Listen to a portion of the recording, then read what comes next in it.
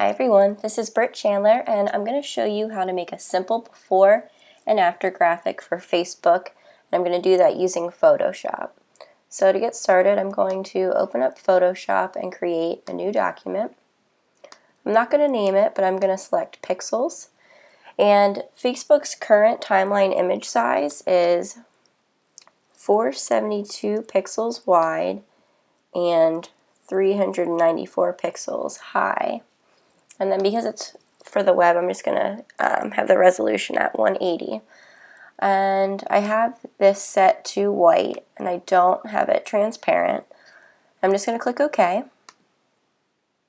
That's my image. So one of the things I recommend is keeping your pixels at that size that I just showed you. That's mostly because Facebook will resize it for you if you don't have its current dimensions. And it usually looks wonky and you have some crazy white space or negative space around your image, and it's usually, too small to see, so I definitely recommend utilizing that size when you can. So to get started, I'm going to select just whatever color I need. You're not actually going to see this color in the finished product. And I'm going to select this rectangle tool. And to make sure things are centered, I like to come over here to the rulers, and I drag it into the middle until it snaps in, so I know something that's, it's proportionate, it's even. And then I'm going to create a rectangle. It's going to be vertical, and it's going to go almost to the bottom, but I'm going to leave a little space down here. And then what I'm going to do is I'm going to copy that layer, duplicate it. I'm going to just rename it Rectangle 2. And then I'm going to switch those, so Rectangle 1 on the left is on top. And then I'm going to take Rectangle 2, and I'm going to hit Command T to select it. I'm going to move it over here. And all those guides are showing you that everything is centered. I'm going to click the check mark, and then I'm going to zoom in. So I hit Command and then the plus sign on my keyboard to zoom in. And with this still selected, I'm going to hit V. Well, which one do I have selected? Let me zoom back out. So Command T. There it is. And I'm just going to move that over just a little bit. Actually, I'm going to zoom in and do that, just so I have a little bit of a gap in between the images. So I'm going to zoom back out and go to Rectangle 1, and I'm going to drag my before picture into the first rectangle. And usually I resize it right now. If you hit Shift and move things around, that will keep the proportions and it won't get all wonky.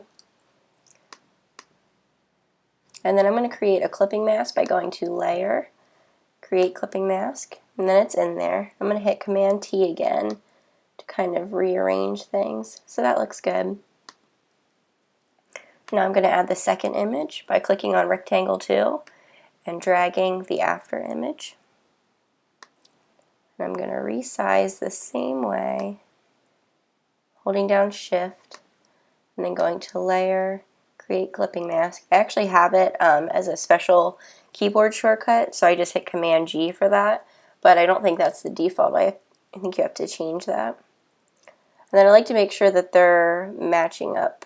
They look pretty good. I might have to shift that one down a little bit. So that looks good so far. I'm going to click on background and then hit T for text. And down here I'm going to put, you can put a lot of things down here. You can put your logo, you can put your website, URL, you can put just your business name, whatever you want to do there. And if you have fonts specifically for your branding, I definitely recommend using those so everything's consistent. And now I'm going to just use my URL. And I also recommend using your branding colors, which mine is gray. And then I'm going to hit Command T again just to have that a little bit more centered. So that looks good. And now I'm going to come up here to the before, and I'm going to add some more text with my other brand font.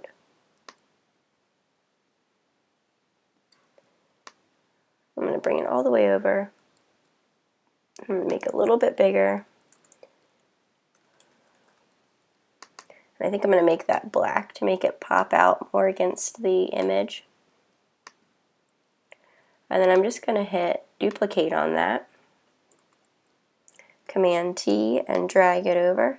And you can see the guides are telling me that everything's centered, which is nice. Oops. And after. So that's it. That's perfect. That's what I want for Facebook. I kind of like showing off, you know, my editing skills. Obviously, this isn't too crazy of a difference, but if you're doing really good conversions or craziness with cloning tools, it's definitely nice for photographers to see what you're doing, but also letting clients know that you're a professional and you're really good at what you do. So I definitely like giving little glimpses like that on social media. So if you want to save this as a template, you would save it before you flatten it as a PSD file. So just look like this, save as, and you can see it's Photoshop file, it's a PSD. And you can title it whatever you want, Facebook before and after, or anything like that, but I'm not going to save this one. But to save it out for the web, you can come here to Layer, Flatten, and then Save As, and it already selected it as a JPEG, so Facebook before, after, and I'm going to put that just on my desktop. And there it is. It looks good. And that's it. That's how you make a simple Facebook graphic, before and after graphic. Thanks for watching.